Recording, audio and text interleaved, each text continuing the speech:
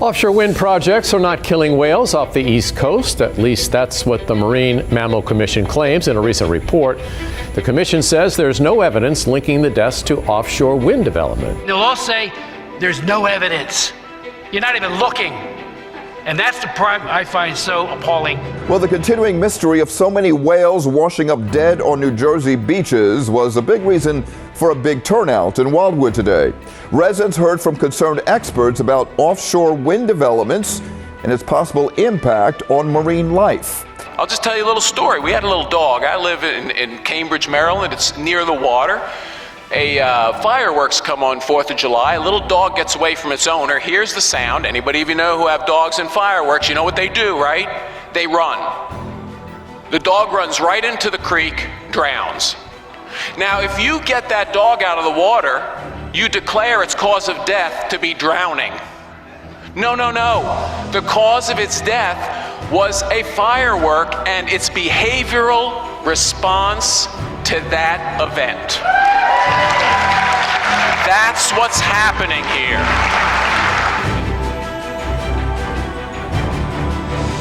Good afternoon, and I want to thank you all for joining us here today for the launch of a congressional investigation into offshore wind, and we call it offshore wind industrialization. If offshore wind industrialization moves forward, it will be the most profound transformation of the Atlantic coast in the history of the United States of America. And again, I want everybody to really understand it, the most profound transformation of the Atlantic coast and other areas, by the way, not just the Atlantic coast, in the history of the United States of America. That's a big statement. Developers want to build thousands of Eiffel Tower-sized turbines that will line our horizons for decades. Despite the gravity of this undertaking, the Bureau of Ocean Energy Management has engaged in a rushed and sloppy project and a sloppy approval process. As we speak, the Atlantic coast is being used as a testing ground for the eventual national implementation of offshore wind. From communities to stakeholders, it is hard to find a group that feels as though their thoughts and suggestions have been properly examined and/or addressed by offshore wind companies. The truth is that our government is acting more in the interest of the rich and powerful than in the interest of our people, of our Americans.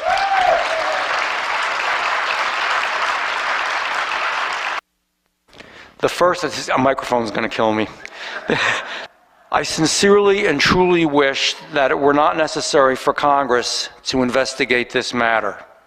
Unfortunately, neither the federal government nor the companies behind these projects have been responsive to the local communities. I have invited Ørsted to testify today. We want to hear their answers, and I wanted them to provide a transparent accounting for their project. I wanted my congressman here to be able to ask them questions. Ørsted rejected the opportunity to appear. And they rejected the opportunity to appear and explain their process to us and to all of you at home and all of you who are watching.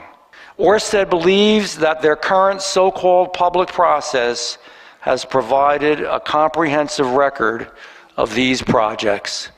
Now I'm going to tell you, I will have an editorial comment on that.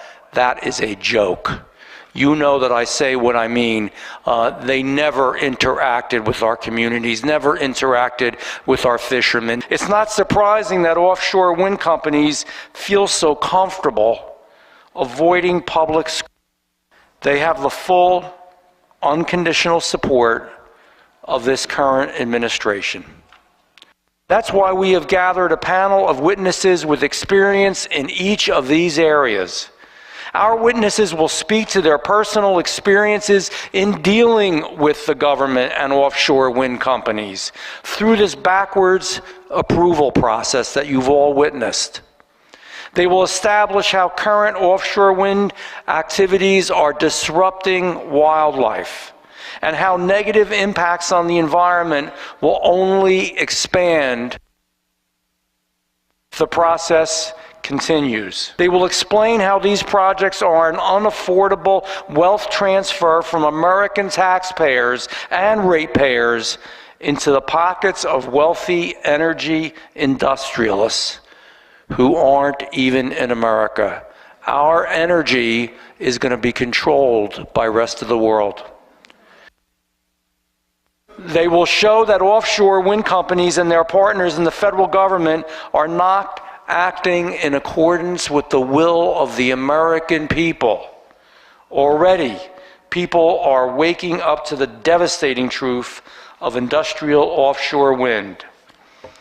I submit to the record this resolution from the National Congress of American Indians, which calls for the Department of Interior and BOM to, quote, halt all scoping and permitting for offshore wind projects in completion of a comprehensive and transparent procedure adequately protecting tribal, environmental, and sovereign interests is developed.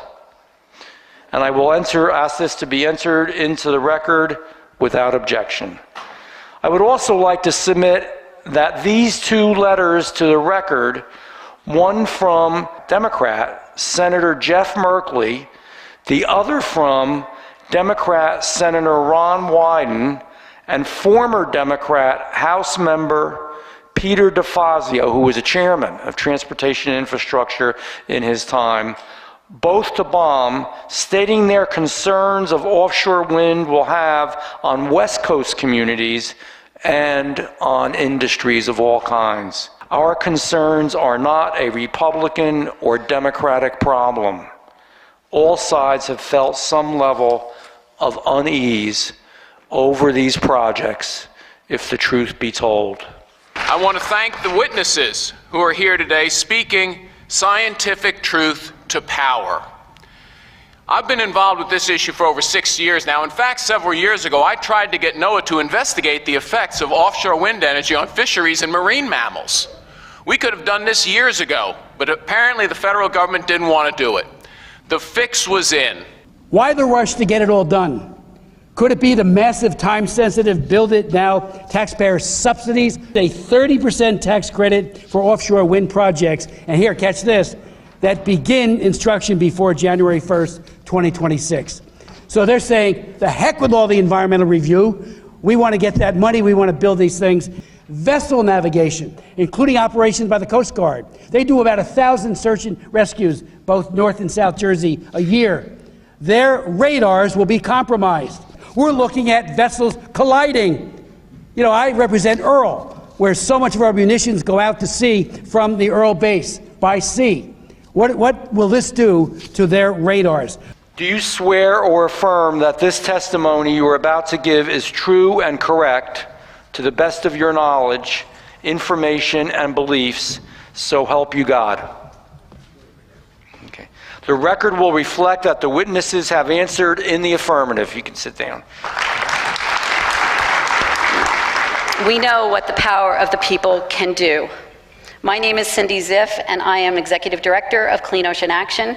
Our name is our mission. We advocate for a clean and healthy ocean with action, and for nearly 40 years, we've stood together with all of you.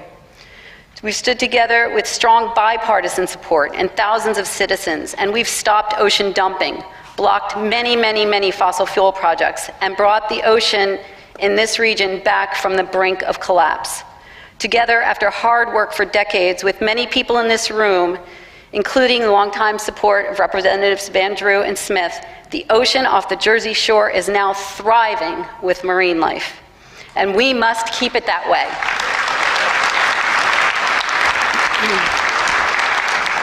It is important to say from the outset that Clean Ocean Action is not opposed to renewable energy. Climate change is real, and Clean Ocean Action concurs with UN Environment Program that calls for a reduction in greenhouse gas emissions, 30% by 2030. Reducing fossil fuel is critical toward this goal. It is also important to note The ocean is our best buffer to climate change by absorbing nearly 90% of all the heat we've been pumping in and over 50% of the CO2. Now, while some offshore wind may hold promise, federal and state agencies have moved forward without public transparency, robust and sound science. This is too much too fast, and in a word, simply reckless. Marine life is being placed at grave risk without scientific due diligence, monitoring, and protection to ensure the ocean survives this massive industrialization. Indeed, the ocean and the coast will be vastly transformed and industrialized, and the public would still likely be in the dark if it weren't for the outrageously grim and tragic number of whale and dolphin deaths. These innocent gentle giants are now buried on our beaches or dumped in a landfill. The government must protect marine mammals, yet permission is given to harass. This permission is called takes, which are issued by the National Marine Fisheries Service, incidental take authorizations. Offshore wind has many threats to marine life.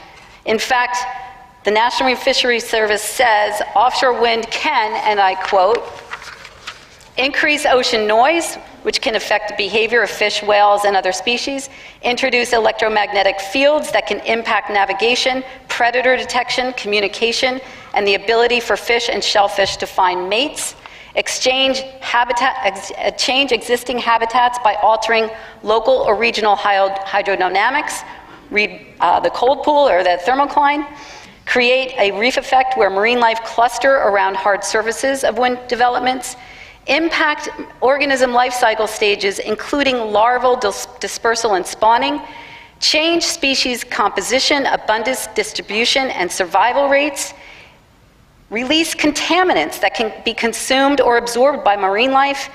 National Marine Fisheries Service knows offshore wind is harmful. They conclude with, as Congressman Smith said, offshore wind is a new use of the ocean which requires substantial scientific and regulatory review. We agree. So where is this substantial review? Well, there is much in the media of the agencies insisting there is no connection between offshore wind and these deaths. Given the list I just read and how significant the potential is for harm, where is the evidence to prove that there is no connection? COA has additional evidence that there were at least 6 survey vessels within close proximity with each other off the Atlantic and Cape May counties conducting sonar and other geotechnical activities. These could have caused cumulative effects with these multiple sonar activities. In fact, since December, offshore wind surveying, which consists of the intense back and forth erratic activity of these survey boats, has increased. And I do also want to note that large commerce shipping to the port decreased by 20%. So offshore wind activity increased, large ship activity decreased. Why is there such an immediate rejection and defensive response to offshore wind as a plausible cause? There has not been any in-depth federal assessment, just denials. Clean Ocean Action continues to call for the investigation. However, access to information is difficult, and we hope that the members of Congress may be able to help us. We need to get access to the automated identification system data for all the ships engaged in offshore wind activities. We want reports from the survey boats, necropsy reports, acoustic buoy data. We need to have all this information. If the federal government isn't going to do the research, we must.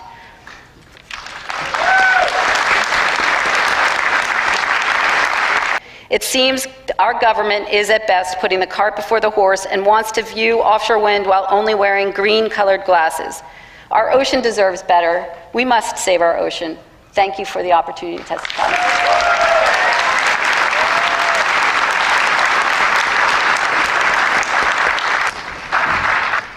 Thank you, Cindy.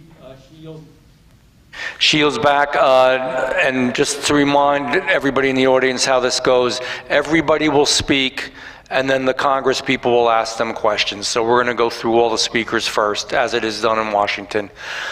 Next, I'm going to ask Dr. Bob Stern to make his remarks. Thanks. Thank you, Mr. Chairman, and committee members for the opportunity to present a very important problem regarding the offshore wind problems. My name's Bob Stern. I have a background in math and engineering.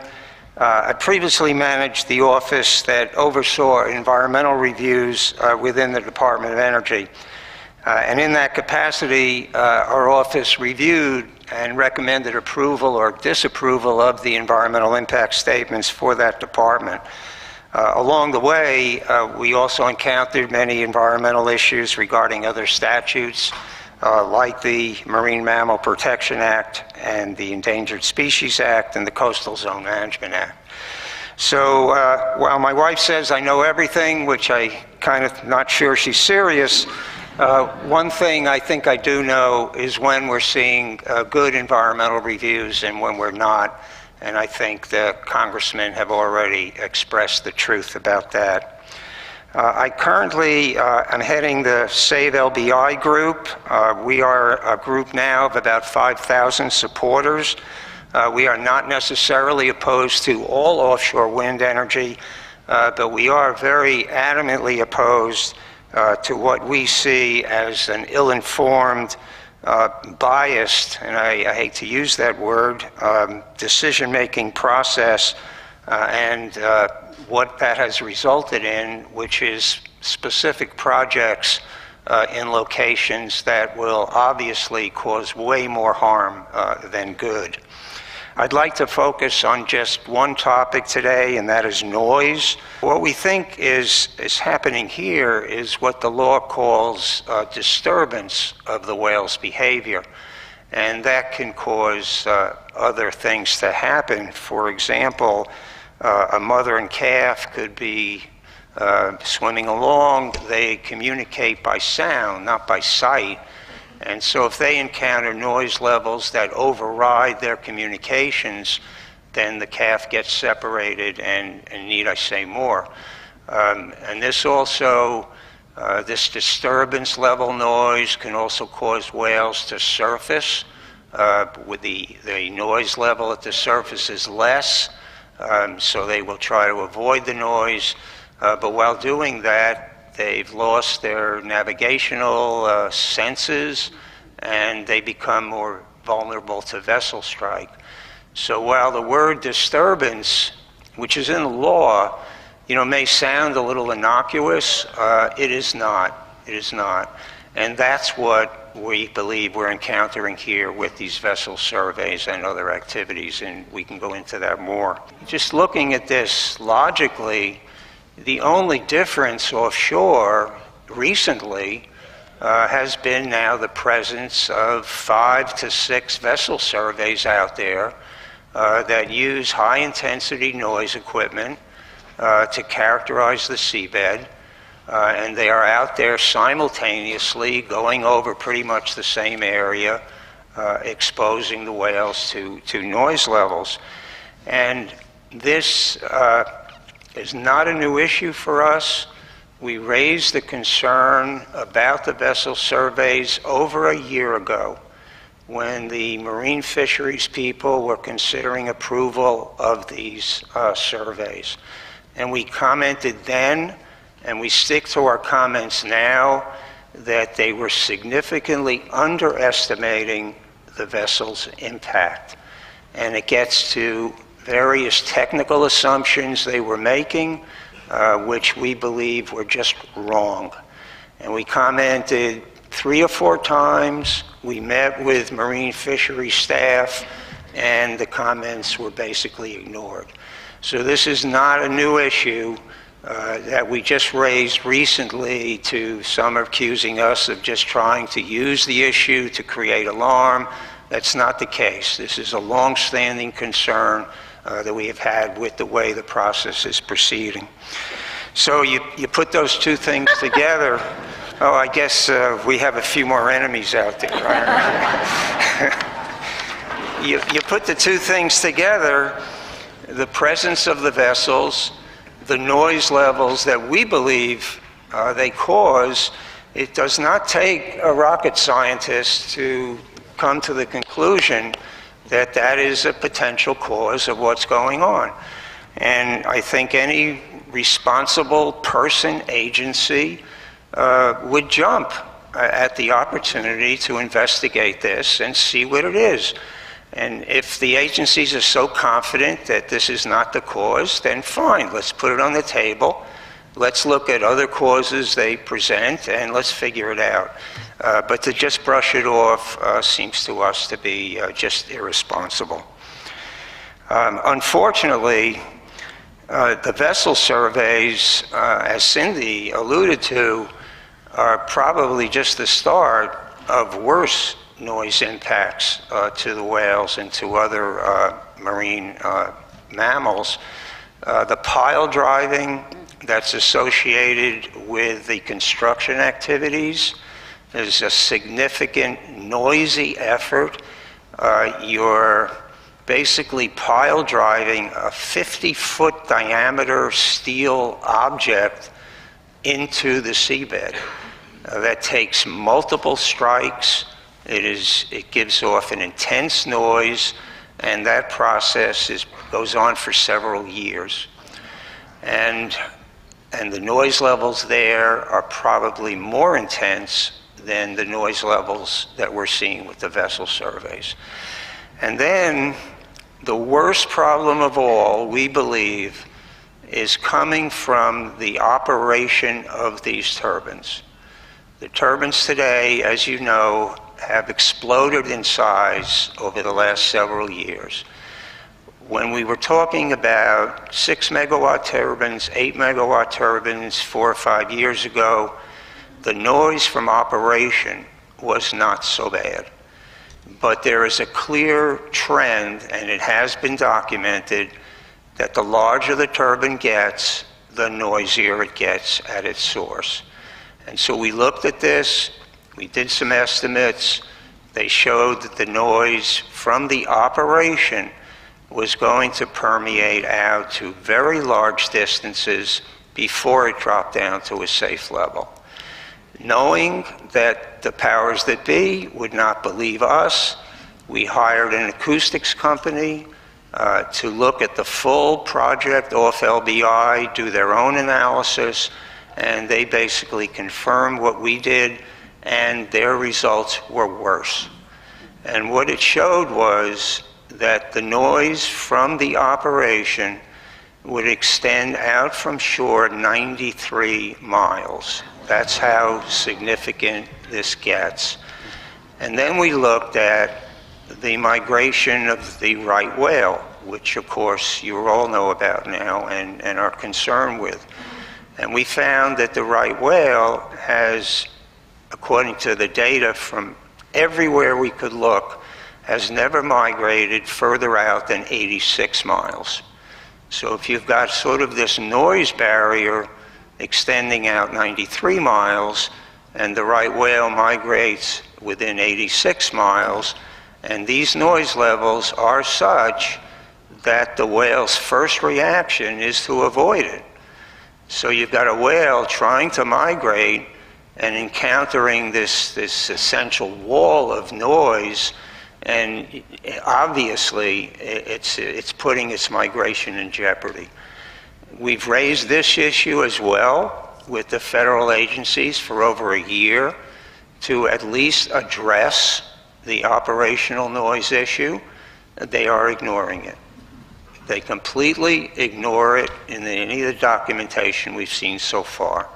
And I think the implications are obvious, because they know that they have selected a number of these wind energy areas right in the path of this critically endangered whale, which, to put it mildly, is not intelligent. And so they're worried about the implications of this to the program. And that caused us to basically write a letter to the president about 2 weeks ago, which I'd like to enter into the record if that's acceptable, and trying to bring this to the president's attention, that this is a serious problem. It involves the survival of a critically endangered whale, and your agencies, again, to put it mildly, have not done a great job. So please consider this, step into this, and maybe you can alter or change some direction in the way these wind energy areas have been selected. And so we hope the administration takes it seriously. The operational issue, in our view, is probably the worst of the issues that the whales are going to face. It's frankly been a little lonely on LBI, just trying to speak some truth and what we think are some facts to people and not having them listen. But with your interest and with the support, we see behind us, we don't feel so lonely anymore. So thank you very much. I have been an attorney for nearly 30 years. I'm a former New Jersey Superior Court judge. I represent the County of Cape May as special counsel on the wind issues. While there are dozens of serious issues of concern, including impacts on fisheries and marine life, among many other things, I'm here to touch on home rule and tourism. At the outset, it's important to state that the County of Cape May is not opposed to cleaner energy, and as a coastal county is more concerned about the potential impacts of warming and rising oceans than most communities. But the county believes that the installation of offshore wind projects must take local concerns and local impacts into more serious consideration. In June of 2021, an amendment to the New Jersey Offshore Wind Economic Development Act, OWEDA, was introduced. The bill started in the New Jersey Senate on June 10th, 2021, and it was passed through the entire state legislature in just 14 days. 10 business days. Extraordinary. As a result of this amendment to OWEDA, any municipality or county in the state of New Jersey that refuses to acquiesce to the demands of a qualified offshore wind project is subject to having their authority as elected officials transferred to the unelected New Jersey Board of Public Utilities. Local and county elected officials are pushed aside, home rule is eliminated, local control and influence is gutted. Throughout 2022, both the City of Ocean City, New Jersey, and the County of Cape May were pulled into litigation before the BPU by separate petitions filed by the Ørsted Ocean Wind 1 project. The county and the city vigorously opposed those petitions. We are the first to stand and offer legal arguments against the advancement of these projects. The BPU refused to afford the city and the county the due process protections that the New Jersey Eminent Domain Act requires related to the takings of real property. They specifically denied that that applied. The BPU refused to allow discovery. They refused to allow cross-examination of Ørsted's witnesses, as required by the New Jersey Administrative Procedures Act. The BPU refused the demands of Rate Counsel for Ocean Wind to detail the cost of alternate routes for its transmission lines. The New Jersey Board of Public Utilities has issued multiple policy statements indicating that it is the lead agency to advance the offshore wind industrialization goals of New Jersey Governor Phil Murphy. The governor has issued multiple executive orders instructing the Board of Public Utilities to carry out his directives with regard to wind energy. Board members of the BPU have called the BPU the partner of these big wind energy companies. Several members of the BPU have taken to wearing windmill turbine lapel pins. That's fine. Let them be the champions of the governor's wind energy policies. But they can't simultaneously be unbiased judges of petitions filed by wind companies.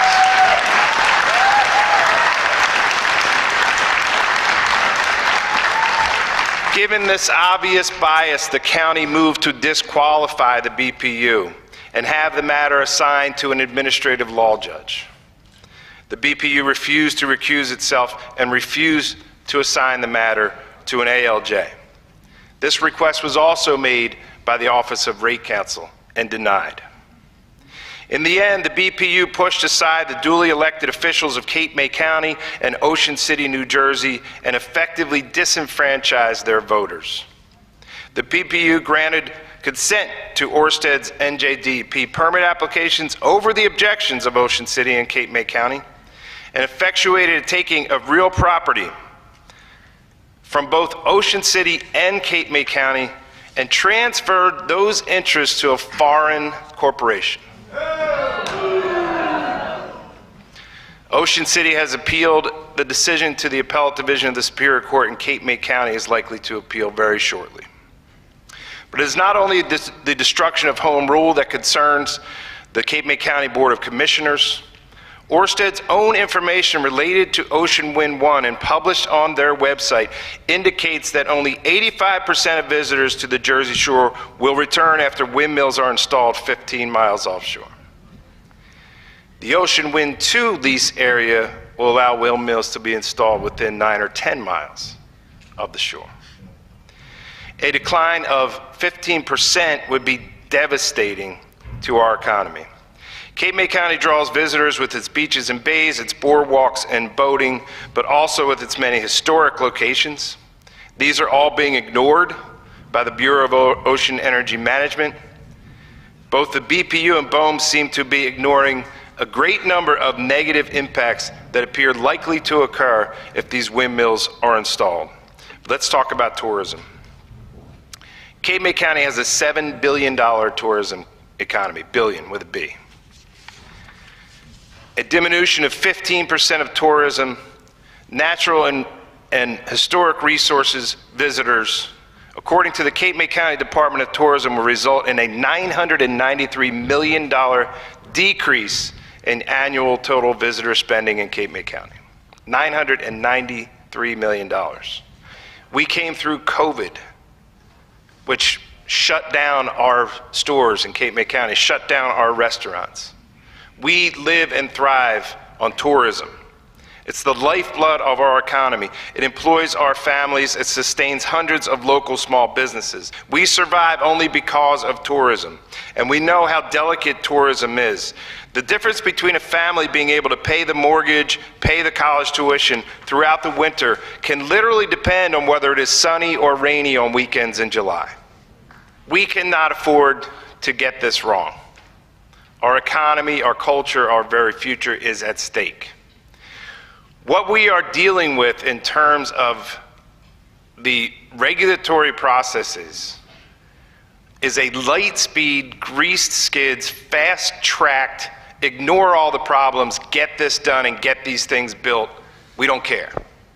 We encourage Congress to take a hard look at permitting reform that is pending before the Congress now, because there are major giveaways to this industry within that bill. We think it's light speed now. When that's done, you won't even see it happening. The Board of County Commissioners of Cape May County respectfully urges Congress and the administration to take greater interest in local concerns. Who better to have input than the locals?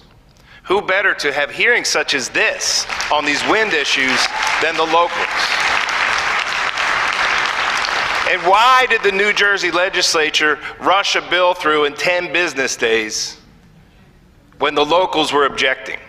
Because they don't want local opposition. They don't want to listen to local opposition. That is why this is so important today. My name is Daniel Lavecchia. I'm president of La Monica Fine Foods. We're a vertically integrated seafood company that harvests and processes surf clams. Along with my brother Michael, our business has been in New Jersey for 3 generations, and our fishing and processing operations employ over 200 people. It was started by my grandfather in 1923, and I'm proud to say that this year marks our 100-year anniversary. Thank you. Supplying commercial clams to major global food companies. It was at least 5 years ago that public outreach meetings were regularly held by the Bureau of Energy Management, state agencies, and the wind development companies, all looking to advance their agenda of developing offshore wind energy as a solution to climate change. The commercial fishing industry was invited to participate and did so in a good faith effort to help develop a plan whereby the commercial fishing industry could coexist with offshore wind energy. The clam industry consistently stressed that clam vessels operating mobile bottom dredges would require a minimum distance between the vertical structures in an array of 2 nautical miles between turbines, placed in straight rows and columns and positioned in line with offshore currents. With our spatial recommendations, clam vessels could harvest clams within the array with few limitations. The clam industry insisted that this spatial configuration of wind turbines was vital to the coexistence of offshore wind and our safe continued fishing operations. While our recommendations were always welcome, no assurances were ever made to the industry. As we now see with the development of several lease sites embraced by many states, our recommendations solicited by BOEM and the wind energy companies were completely ignored. With total disregard for our recommendations, the construction and operation plans for wind energy areas today are all following a template where wind turbines are 1 nautical mile apart or less. If the wind energy areas are built as stated, clamming vessels will certainly be excluded from these sustainable and historical clamming grounds. There's an area off Atlantic City measuring 100 square nautical miles that historically represents the most productive and sustaining clamming grounds in the Mid-Atlantic region. When BOEM leased these areas, there was no consideration for the commercial fishing industry and our communities that have fished and prospered in these areas for decades. In addition, the industry's recommendation for safe transit lanes between wind energy areas has also fallen on deaf ears. Transit lanes have not been established between 2 wind energy areas leased off Atlantic City, which are contiguous, abutting each other. Transiting through the wind energy area is in doubt, which means commercial vessels will have to navigate around their former clamming areas in search of new grounds. Thousands of jobs could be lost across the industry, resulting in a decrease in the food supply, higher prices to the consumer for all seafood products. The sustainability of commercial fisheries is becoming collateral damage resulting from the development of offshore wind energy because the developers and BOEM ignored the recommendations from the commercial sector on how both industries could coexist in the ocean. It is the Bureau of Energy Management's responsibility and obligation to consider all the stakeholders that use these waters as their livelihoods and build in provisions for those stakeholders that will be displaced. My name is Megan Lapp, and I'm the Fisheries Liaison for Seafreeze, a Rhode Island commercial fishing company. We own 5 federally permitted commercial fishing vessels and 2 shoreside facilities. Offshore wind is the single greatest threat to U.S. commercial fishing, and we are facing annihilation at the hands of the Bureau of Ocean Energy Management. Over the past 8 years, I have spent countless hours attending BOEM meetings, state meetings, workshops, webinars, stakeholder phone calls, developer meetings, writing hundreds of pages of comments, reading thousands of pages of materials, and meeting with elected and appointed officials to raise the issues I testify about today. BOEM has stonewalled and forced us into litigation as our only recourse. Right now, BOEM has leased 28 leases totaling over 2.3 million acres of the East Coast, with plans to soon lease another 1.7 million acres. One wind energy area off the coast of Rhode Island is larger than the state itself. These leases are sited on top of extremely productive, historic commercial fishing grounds and important vessel transit routes. As the 7th most regulated industry in the nation, the fishing industry is not legally able to just relocate our vessel activity to accommodate offshore wind development. Our vessels will not be able to safely operate in a wind farm. BOEM documents acknowledge this fact. For example, one document states, some fisheries may not be able to safely operate and harvest the resource in the wind area. In this situation, a large portion of annual income for vessels may be inaccessible during operations. The BOEM record of decision approving that offshore wind farm stated, it is likely that the entire area will be abandoned by commercial fisheries due to difficulties with navigation. Yet BOEM has refused to deconflict fishing grounds at the outset of its leasing process. Prior to leasing what is now Empire Wind, I provided BOEM with confidential data from over 20 commercial fishing vessels in the lease area and requested that BOEM relocate the site prior to leasing. This was also suggested by NOAA Fisheries and U.S. senators due to fisheries conflicts. BOEM refused. Rather, in April 2016, prior to lease sale, BOEM Director Hopper announced at a New York task force meeting that I'm not a marine biologist, but I'm a history maker, and proceeded to speak about how BOEM and New York would make history with the first New York wind farm. Radar interference from offshore wind turbines is also a major safety problem for our vessels, making transit in the fog, dark, or inclement weather impossible inside a wind farm. Marine navigation without reliable radar is a life-threatening situation. In 2018, I went to Coast Guard headquarters to discuss this issue with the Chief of the Office of Navigation Systems. As I placed several offshore wind radar interference studies on the table, the captain was shocked, completely unaware of the issue. Upon leaving that meeting, when we asked what should our next steps be, Coast Guard personnel responded, "We don't know what to tell you. This is literally the first we've heard of this." That is horrifying. In 2019, the Coast Guard conducted a port access route study off the coast of Massachusetts and Rhode Island regarding offshore wind. In multiple comments, I asked for the Coast Guard to investigate and analyze marine radar interference as part of that study. The Coast Guard response was that they were not aware of an authoritative scientific study that confirms or refutes the concern that wind turbines will degrade marine radar, despite a radar interference modeling study that the Coast Guard itself had conducted on Cape Wind in 2009. Notably, Coast Guard staff in charge of the Massachusetts-Rhode Island PARs left the agency prior to the finalization of that study to become the head of marine affairs for a prominent offshore wind company holding multiple leases in the area of analysis. In 2022, the National Academy of Sciences released a report entitled Wind Turbine Generator Impacts to Marine Vessel Radar, confirming years of issues I had raised to BOEM and the Coast Guard, and quoting part of my Coast Guard comment submissions. The study identified areas of potential future research, but no immediate solutions. In 2019, the Coast Guard had admitted that any analysis of radar interference was left to the wind developer and that it had not conducted any evaluation of radar interference on its own operation or search and rescue capabilities. The fact is that search and rescue, a core mission of the United States Coast Guard, will be compromised, but without any analysis on what this will mean for U.S. mariners. BOEM's response has been to approve projects anyway, leaving analysis and solutions to developers after construction, despite a legislative mandate to provide for safety. The result will be a grand experiment using the lives of U.S. mariners as the subjects. Approving projects without comprehensive solutions prior to construction is beyond irresponsible. Throughout my interaction with BOEM in what cannot even be called a process, BOEM has assured the fishing industry that our interests would be taken into consideration at the end. But by this stage, it is too late, and BOEM has already designed the scope of its project review to exclude any such consideration and accommodation.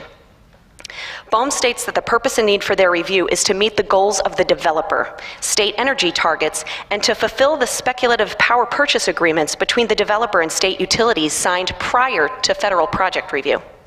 For example, BOEM refuses to consider or analyze no-build areas to accommodate commercial fisheries already operating in these areas, or transit lanes to accommodate safe transit through the wind energy areas, because to do so would reduce the size of the project and make the developer unable to fulfill the previously signed power purchase agreement. In effect, this makes BOEM a third party to a private contract. And BOEM allows that private contract to override all legislative requirements, public duties, and interests of all other ocean uses. A federal process designed to regulate offshore wind cannot be subjugated to a speculative private contract or state legislation. The problem is BOEM.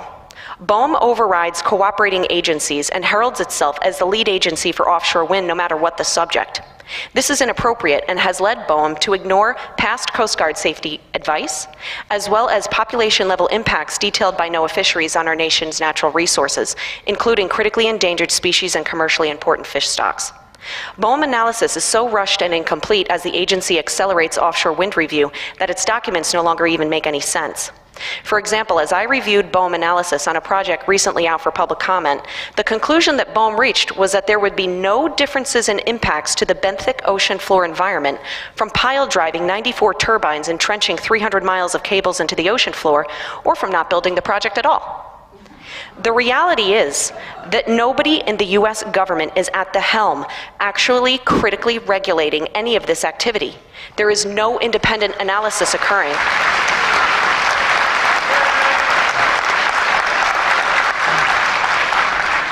There is no oversight in what appears to be a textbook definition of regulatory capture. In reality and in practice, the offshore wind developers are at the helm. Thank you for the opportunity to testify.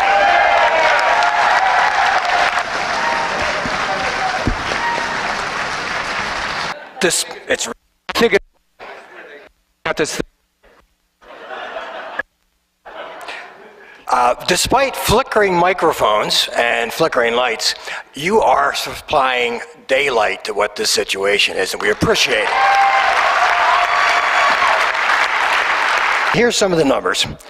The average premium cost to residents, electric customers you'll actually see on your bills, will total about $100 per year just for these first three projects. If you add that up over 20 years, which is the project life, you're talking about a $2,000 commitment from every household. The average industrial customer will see a $100,000 cost a year and up to $2 million over 20 years. Governor Murphy plans to triple the size of these programs. That means for an average annual household, they're going to commit you to $6,000 of investment for offshore wind. The cost to New Jersey in terms of economic benefits is going to be almost $14 billion. About $9 billion of that is from electric premiums. The rest is from federal tax credits. The benefits, by the way, are only about $2 billion. So you're looking at 6 times the cost as the benefits. You will not hear this from the Utility Commission. Of course, this doubles if you count secondary benefits and triples again if we do the 11,000 megawatts that Governor Murphy wants. Add it all up, you're looking at $80 billion in cost over the next 20 years. And these cost estimates do not include what you've heard from the loss of tourism and commercial fishing. I didn't include that. Ocean wind is the most expensive choice to reduce carbon dioxide emissions from the electric grid. Existing projects off the coast of Rhode Island and Virginia show offshore wind power generation occurs mostly in the spring and fall when electric demand is at its lowest. New York State has, the grid manager in New York State is actually saying that they're going to have to turn those turbines off at times because they're going to produce more energy than they're needed. That's not been included in any calculations. And finally, I have read, probably more than anybody else in this room, 5 different environmental impact statements, analyzed them, and wrote public comments. My opinion is offshore wind is an environmental wrecking ball, and you've heard some of the details over here.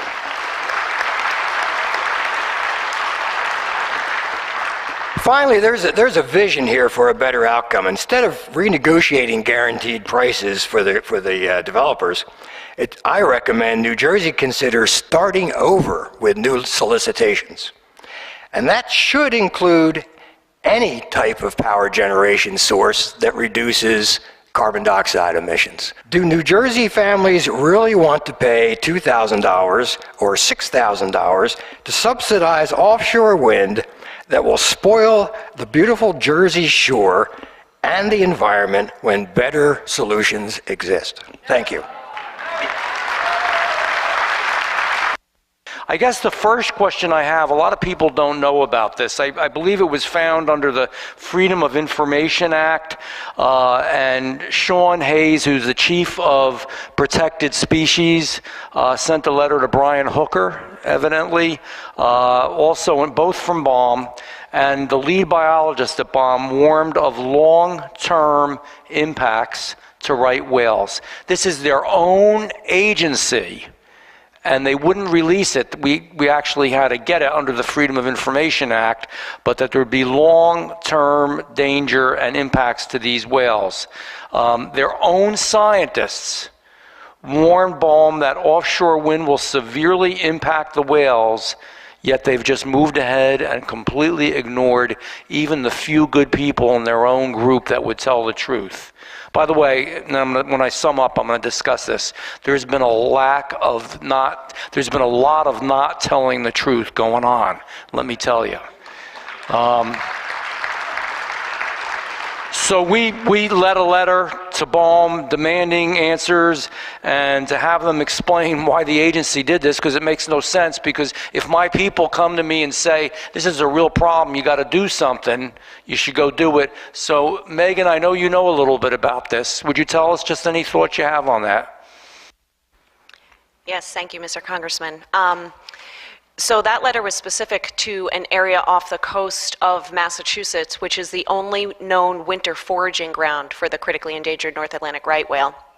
And there are already wind leases and projects sited in this area. And what NOAA Fisheries was saying is that there's peer-reviewed science that shows that when you have large-scale offshore wind farms, it essentially sucks the wind out of the air, which changes the dynamic of the ocean. One study in the North Sea showed a 10% decrease in primary productivity inside and adjacent to the wind farm. So if a wind farm is put on the area, which is the only known winter foraging ground for right whales, and it decreases the primary productivity of that area for the whole life of the project, meaning that now there's no food for the whales, you have a critically endangered species with nothing to eat in the wintertime. And so, interestingly enough, that particular area, before it was leased, BOEM actually had a section on a chart saying, well, maybe we should exclude this from leasing because of right whales.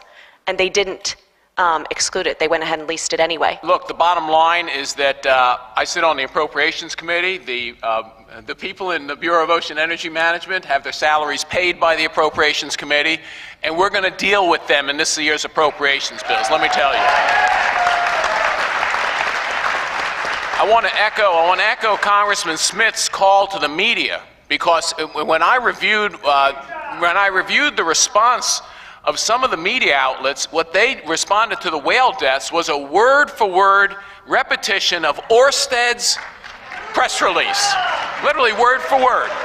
I would just say this, the media needs to do their job, but we need to do our job too. It seems to me that this company called Ørsted needs to be sitting in front of a congressional hearing. It seems to me that this Bureau of Ocean Energy Management or mismanagement needs to be hauled in and needs to spend some time, in front of questioners answering some tough questions. Quite honestly, it also seems to me that your governor could stand a little questioning too. So we want to get to the bottom of it, and we need to, look, obviously we need to get to the bottom of it before construction starts. And so we can't. This is unfortunately the animals lost their lives, but let's make sure that we turn something good out of that, and make sure we don't make things absolutely much worse than they're going to be already. So God bless you. Thank you very much for the opportunity. God bless you. Imagine you live in a town and you're told that the legislature is going to meet and you can no longer do your own zoning. Is this America? Is this the America we know and love? Come on. It's wrong. That was wrong. I think it's unconstitutional. I don't think it's the right thing. And we've got to fight it. So we have the classic case of big companies joining with big government, colluding together. You know, they like to use that word collusion. This is collusion. Colluding together, working together, not telling the truth, not caring about our health, our environment, our jobs, our tourism, our economy, our future, our children, our grandchildren. Damn it, that is unacceptable. So, our next hearing is going to be in Washington, D.C., and we've got to work through that. It's going to be a little more complicated. Of course, we'll figure out some way. Usually we don't have these many people at congressional hearings, but we'll figure something out, and we're going to do more here as well. We're not going to give up. And, people say to me, are we going to win this? We've got to win it. It's our responsibility. Nobody's saying that we have a lock on it, but boy, God help us if we don't try, and we're going to try like there's no tomorrow.